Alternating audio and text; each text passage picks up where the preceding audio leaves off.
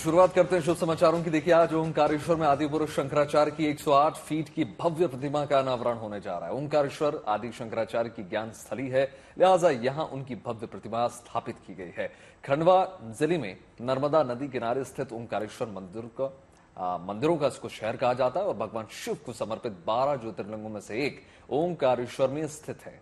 यहां देखिए, विशाल प्रतिमा नर्मदा नदी के किनारे सुरम्य मानधाता पहाड़ी के ऊपर स्थित है और 8वीं शताब्दी के दार्शनिक और हिंदू धर्म के प्रतिष्ठित शंकराचार्य की 108 फीट ऊंची प्रतिमा का नाम एकात्मता की जो है प्रतिमा इसको रखा गया है। तो क्या है आज का कार्यक्रम, चलिए आपको बताते हैं। देखिए, ओंकारेश्वर में सुबह 10:30 बजे अनावरण समारोह होने जाएगा।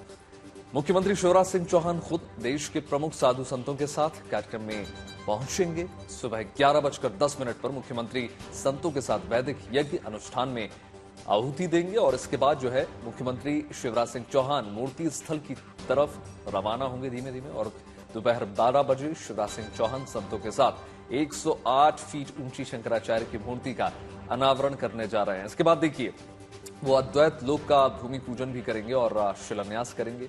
दोपहर 12:15 बजे से 101 बटुक वेदोच्चार और शंखनाद करेंगे और दोपहर 3 बजे अगर हम देखें तो मुख्यमंत्री एकात्म धाम और अद्वैत युवा जागरण शिविर आधारित पुस्तकों का विमोचन भी करने जा रहे हैं। ये तमाम कुछ कार्यक्रम आज रखने वाले हैं।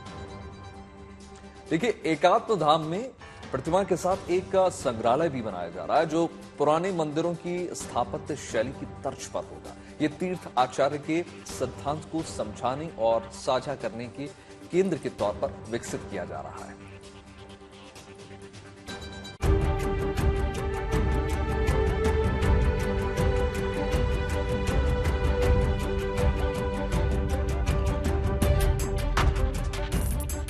चारों ओर हरियाली और पीछे बहती नर्मदा की कलकल धारा के बीच जगतगुरु शंकराचार्य की विशाल प्रतिमा। यह अद्भुत छटा है मध्य प्रदेश के ओंकारेश्वर की।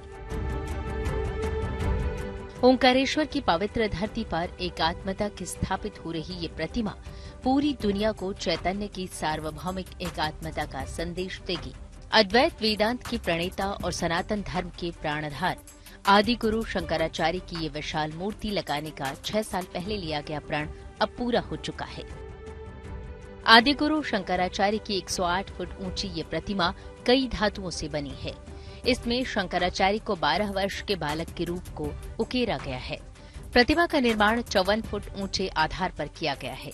एकात्म धाम परिसर 28 एकड़ में बना है। इसके निर्माण पर करीब 2000 करोड़ रुपए की लागत आई है। आदिगुरु शंकराचार्य ने सनातन धर्म की चेतना जगाने के लिए पूरे देश की 3 बार अखंड यात्रा की। उन्होंने कश्मीर से कन्याकुमारी तक भारत को एक सूत्र में पिरोने को अपनी जिंदगी का मकसद बना लिया था। माना जाता है कि केरल में जन्मे शंकराचार्य बचपन में संन्यास लेने के बाद ओंकारेश्वर पहुंचे थे। यहीं उन्हें उनके गुरु मिले थे। 12 वर्ष की उम्र में ब्रह्म ज्ञान प्राप्त कर उन्होंने उपनिषद, ब्रह्मसूत्र और गीता के भाष्य लिख दिए थे। बताया जाता है कि उन्होंने कई ग्रंथों के भाष्य ओंकारेश्वर में ही लिखे थे। यही वजह है कि इस पवित्र भूमि पर उनकी यह भव्य प्रतिमा बनाई गई है, जिसमें उनका बाल स्वरूप दिखाया गया है। आदिगुरु शंकराचार्य जी महाराज ने सांस्कृतिक रूप से अपने देश को जोड़ने का काम किया। वेदों का सार वेदांत और उसको अद्वैत के रूप में उन्हें जन जन तक पहुंचाने का प्रयास किया। अद्वैत वेदांत दर्शन को लोगों तक पहुंचाने के लिए शंकराचार्य ओंकारेश्वर से निकल पड़े थे। उनके जीवन में ओंकारेश्वर के महत्व के चलते पहले चरण में यहाँ उनके एकात्म रूप की प्रतिमा का निर्माण किया गया है। एकात्म प्रोजेक्ट के अगले चरण में यहाँ महाकाल लोक की तर्ज पर अद्वैत लोक का निर्माण किया जाएगा। द्वितीय चरण में यहाँ पर सनातन का शोध केंद्र होगा, अध्ययन केंद्र होगा, यहाँ पर म्यूजियम होगा और वो सारी बातें जो सनातन के अध्ययन के लिए होती हैं। और महत्वपूर्ण बात यह है कि ओंकारेश्वर का जो सुरम्य पहाड़ी है, नदी है नर्मदा की, इसके बीच में यह अध्यात्म के लिए तो एक तीर्थ नगरी होगा, पर्यटन का भी एक महत्वपूर्ण केंद्र बनने जा रहा है। एकात्म प्रोजेक्ट के माध्यम से ओंकारेश्वर धाम को शंकराचार्य के अद्वैत वेदांत दर्शन के वैश्विक केंद्र के रूप में विकसित किया जा रहा है और यहाँ मौजूद ये भव्य प्रतिमा आदि गुरु के ज्ञान और संदेशों पर अमल करने के लिए दुनिया को प्रेरित करेगी। ओंकारेश्वर से जय नागड़ा के साथ bureau report, good news today.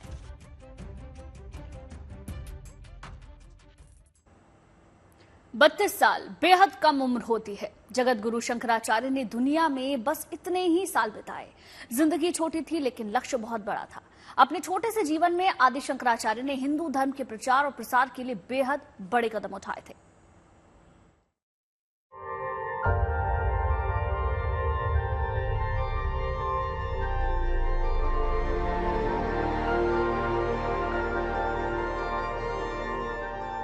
जीवो ब्रह्मो नापरः, यानी जीव ही ब्रह्म है।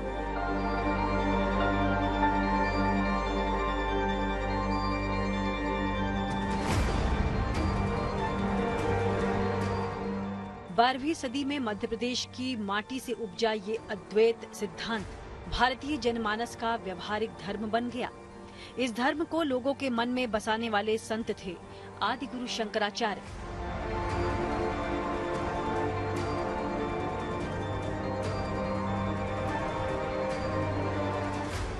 प्राचीन भारतीय सनातन परंपरा के विकास और हिंदू धर्म के प्रचार प्रसार में आदि शंकराचार्य का योगदान आज शताब्दियों बाद भी याद किया जाता है।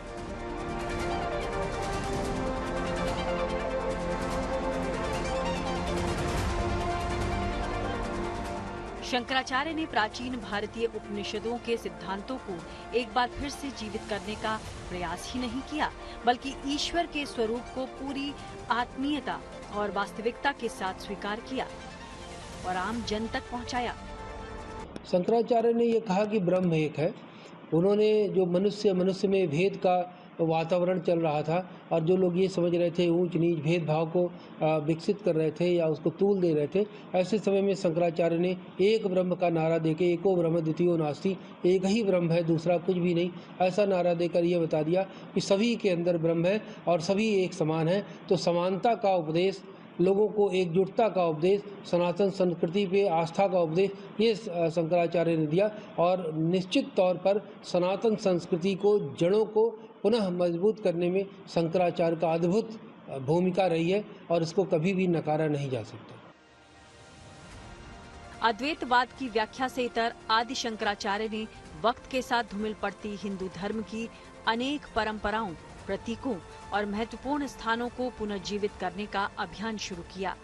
भारत में सनातन धर्म की अलख जगाए रखने के उद्देश्य से उन्होंने पूरब से लेकर पश्चिम और उत्तर से लेकर दक्षिण तक भगवान शिव के 12 ज्योतिर्लिंगों को उनके विराट स्वरूप में फिर से स्थापित किया।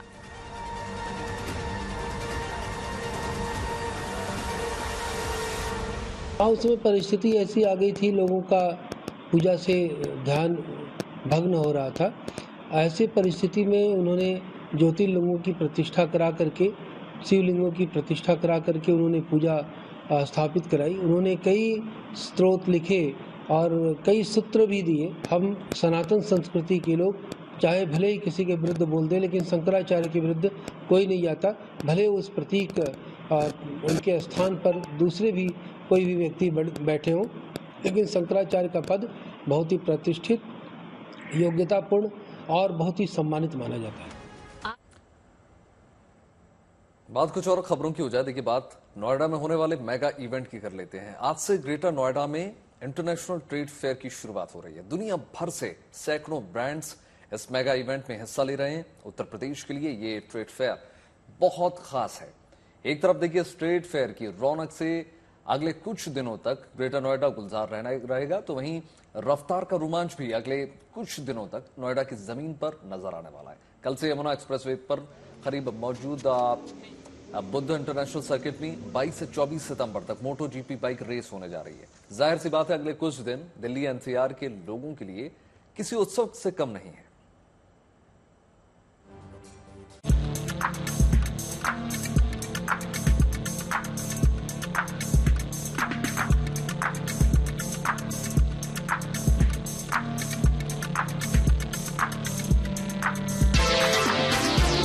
ग्रेटर नोएडा का इंडिया एक्सपो सेंटर और मार्ट भव्य ट्रेड शो के लिए तैयार है। यहाँ आज से उत्तर प्रदेश के पहले इंटरनेशनल ट्रेड शो का आयोजन होने जा रहा है। 25 सितंबर तक चलने वाले मेगा ट्रेड शो के लिए एक्सपो सेंटर को शानदार तरीके से सजाया गया है। राष्ट्रपति द्रौपदी मुर्मू आज शाम 4 बजे यहाँ इंटरनेशनल ट्रेड शो का उद्घाटन करेंगी। इसके लिए तैयारियां पूरी कर ली गई हैं।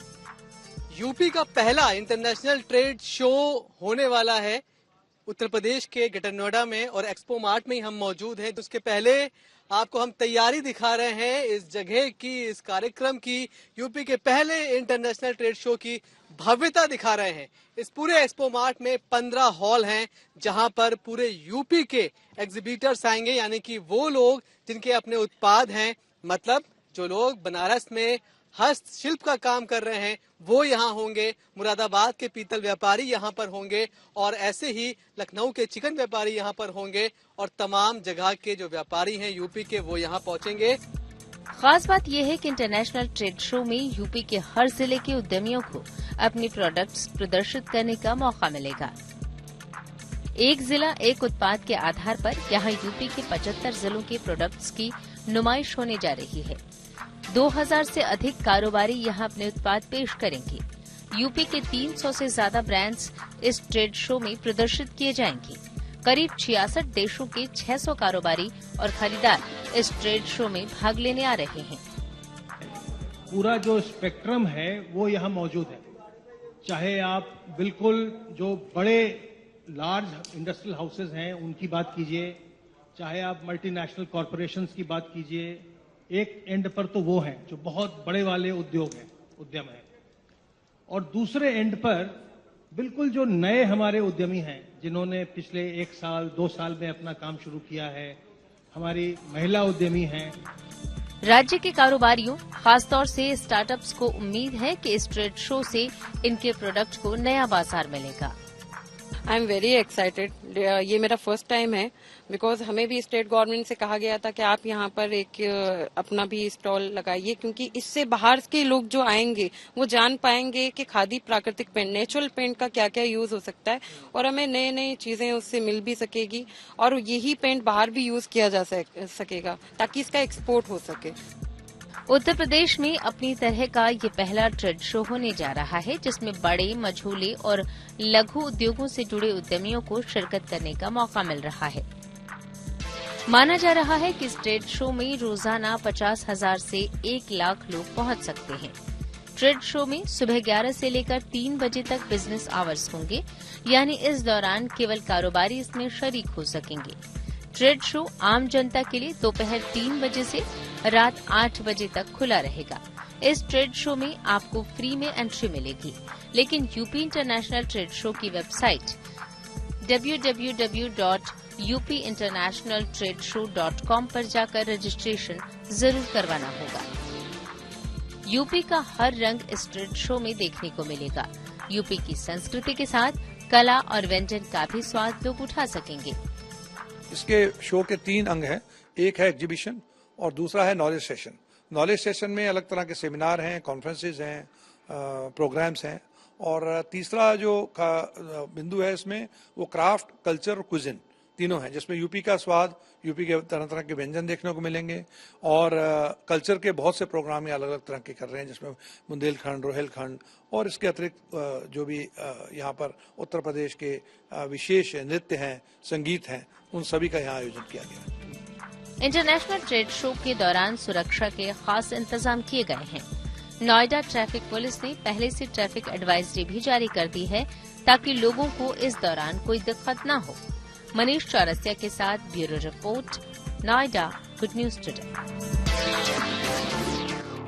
गणेशोत्सव का आज तीसरा दिन है। शिल्पा शेट्टी ने अपने घर विराजे गणपति बप्पा को विदा कर दिया। साथ ही साथ उन्होंने अगले साल बप्पा के जल्द आने की कामना भी की। ढोल नगाड़ों की थाप पर शिल्पा शेट्टी ने अपने परिवार वालों के साथ बप्पा को भव्य विदाई दी। शिल्पा और उनका परिवार बप्पा को अपने घर के अंदर से बाहर लेकर आए और उनकी आरती करते हुए नजर आए। इस मौके पर देखिए, शिल्पा ने गणपति भक्तों के साथ जमकर डांस भी किया।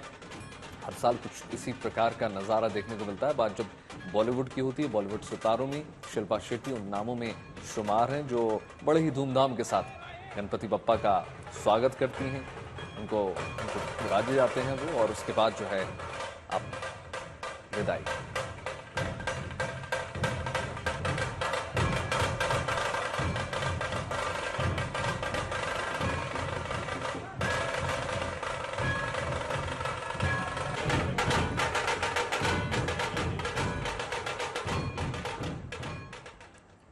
वहीं मुंबई में वंदे भारत ट्रेन की तरह दिखने वाला गणपति पंडाल बनाया गया। इस पंडाल को देख ऐसा लगेगा कि जैसे लोको पायलट के कैबिन में गणपति की स्थापना की गई है। रेलवे स्टेशन पर यह गणपति पंडाल बनाया गया है। यात्री बप्पा का आशीर्वाद लेने के लिए वंदे भारत ट्रेन की तरह दिखने वाले पंडाल में पहुंच रहे हैं।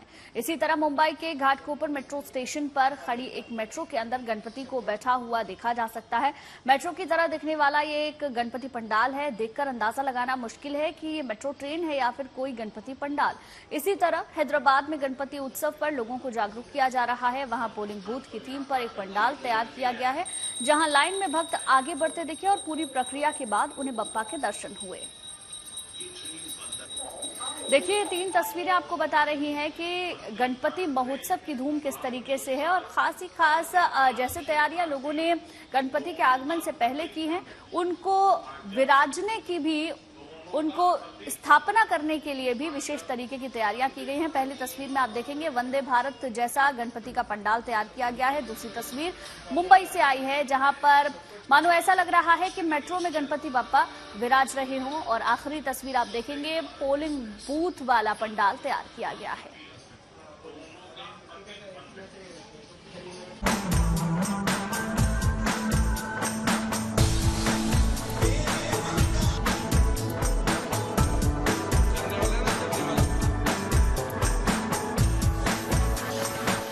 गणेश उत्सव की ऐसी ये छटा जिसे देखकर आप कह उठेंगे वाह।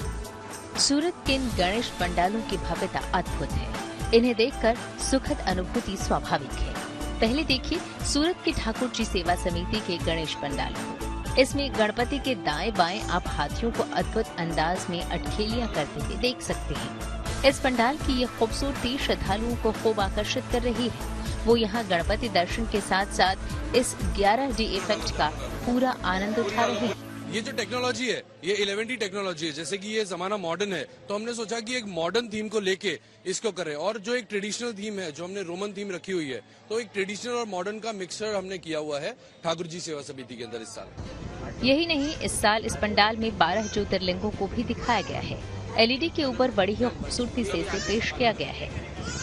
ये जो पंडाल लगाया हमने, तो हम हर साल की तरह 11D का जो कॉन्सेप्ट है वो तो हम इस बार लाए हैं। इस साल हमारा 12 ज्योतिर्लिंग का जो कॉन्सेप्ट है वो हम लेके आए हैं। जैसे कि जो बुजुर्ग, हमारे जो बड़े बुजुर्ग हैं, जो ज्योतिर्लिंग नहीं जा सकते, दर्शन नहीं कर सकते, तो इस बार हमने ये प्लान किया है कि 12 ज्योतिर्लिंग LED के ऊपर दिखा के उनको दर्शन कराएं। ये हमारा एक मोटिव है। इस पंडाल में पहाड़ों और झरनों के बीच गणपति को विराजमान दिखाया गया है। इस पंडाल में आकर श्रद्धालु भी धन्य हो रहे हैं। ये गणपति पंडाल में आए हैं तो हमें बहुत अच्छा लगा है। यहाँ पे 11D का थीम दिया हुआ है, तो देख के बहुत अच्छा लग रहा है। और दूसरा यहाँ पे 12 ज्योतिर्लिंग का थीम है। 12 ज्योतिर्लिंग के थीम में हमने घूमा तो हमें ऐसा लगा कि हम 12 ज्योतिर्लिंग के ही दर्शन कर दिए।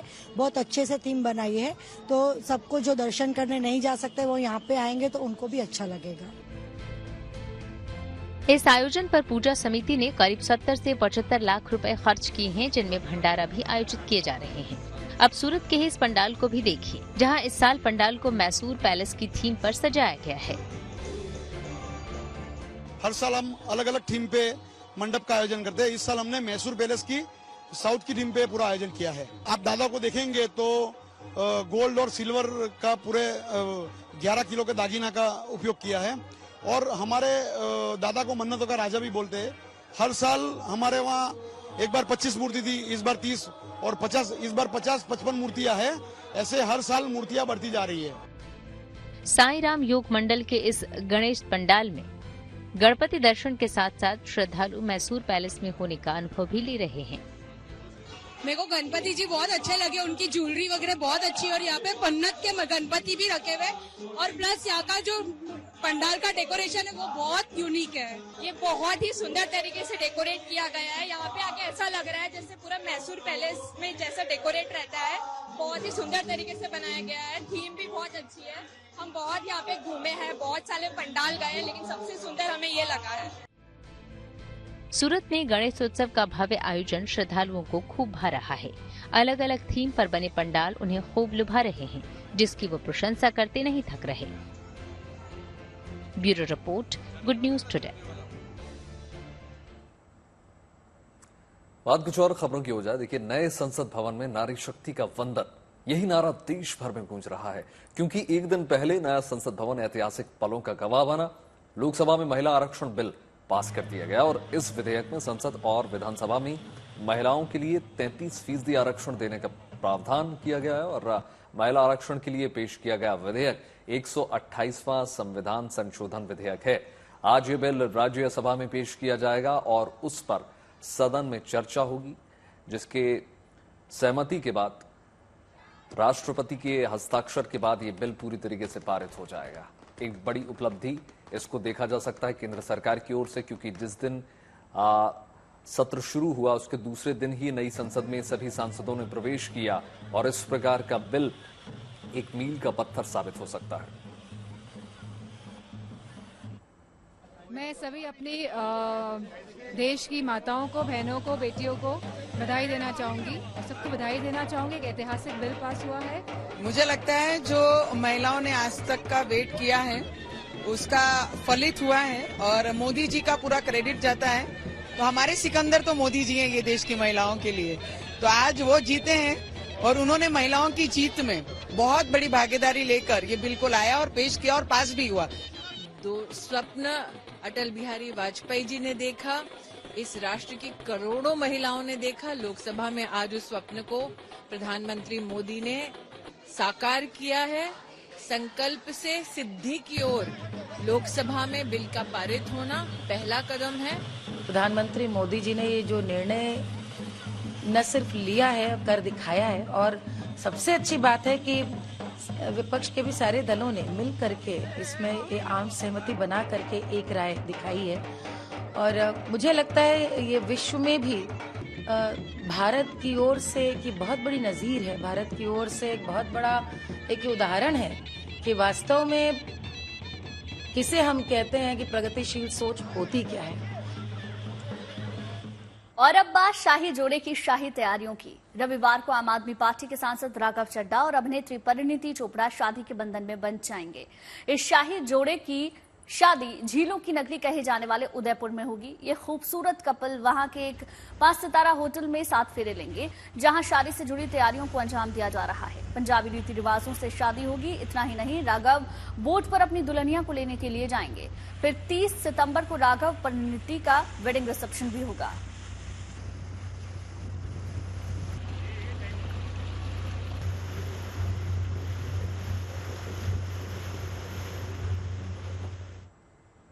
फिर शाही शादी का गवाह बनने जा रहा है। उदयपुर की पिछोला झील के किनारे इस वक्त हम मौजूद हैं और यहाँ पर 23 और 24 सितंबर को परिणीति चोपड़ा और राघव चड्ढा की शादी से जुड़े आयोजन होने हैं। इसके बाद रिसेप्शन होंगे, तमाम तरह के आयोजन होंगे। लेकिन देखिए आप, 2 दिन पहले हम आपको तस्वीरें दिखा रहे हैं। झील किनारे बसी ये होटल द लीला पैलेस की तस्वीरें हैं और यहाँ पर 23 तारीख को चूड़े की जो रस्म है वो अदा होगी और उसके बाद 24 को बारात निकलेगी, फेरे होंगे और अन्य तरह के आयोजन होंगे। फिलहाल आप देखें, सुहावने मौसम के बीच तमाम जो होटल के कर्मचारी हैं वो यहाँ तैयारियों को अंजाम दे रहे हैं और जो विशेष सजावट यहाँ पर अलग अलग इवेंट कंपनी कर रही है वो अंदर अपने स्तर पर तैयारियां कर रही है। आपको बता दें कि 2004 में सबसे पहले उदयपुर में शाही शादी का प्रचलन शुरू हुआ था। इसके बाद एक के बाद एक करके आधा दर्जन बड़ी शादियां हुई है जो दुनिया भर में चर्चित रही है। हाल ही में अगर हम बात करें तो यहाँ पर क्रिकेटर हार्दिक पांड्या की शादी हुई थी, उससे पहले ईशा अंबानी की शादी यहाँ पर हो चुकी है। और देखिए ये 3-4 बड़ी होटल्स हैं। इसके आप देखेंगे इधर लीला पैलेस है, उसके पास आप देखेंगे तो ओबराय ग्रुप की होटल ताज है और उसके अलावा यहाँ पर बीचों बीच सफेद कलर की होटल लेक पैलेस है। ये तीनों ही होटलें दुनिया भर में चर्चित है और दुनिया की होटल्स में से एक लीला में यहाँ पर शादी से जुड़े आयोजन होंगे। फिलहाल सुहावने मौसम के बीच तमाम तैयारियां इस होटल में हो रही है और शादी से जुड़े तमाम जो लोग हैं वो 22 तारीख की शाम को या 23 तारीख को सुबह यहाँ पर पहुंचेंगे। उन्हें जेटी से यहाँ पर नाव के रास्ते होटल में लाया जाएगा और उसके बाद वो अलग अलग रस्मों में शामिल होंगे। सुरक्षा के इंतजाम यहाँ पर विशेष तौर पर किए गए हैं। माना जा रहा है कि यहाँ पर दिल्ली के मुख्यमंत्री अरविंद केजरीवाल, पंजाब के सीएम भगवंत मान समेत तमाम लोग जो हैं शादी में शिरकत करने के लिए आएंगे। उम्मीद करते हैं सुबह सुबह का मॉर्निंग डोज आपको भरपूर मिला होगा। बिल्कुल, इसी के साथ देश और दुनिया की तमाम पॉजिटिव खबरों के लिए यूं ही जुड़े रहिए गुड न्यूज टुडे के साथ। हमें दीजिए इजाजत, नमस्कार।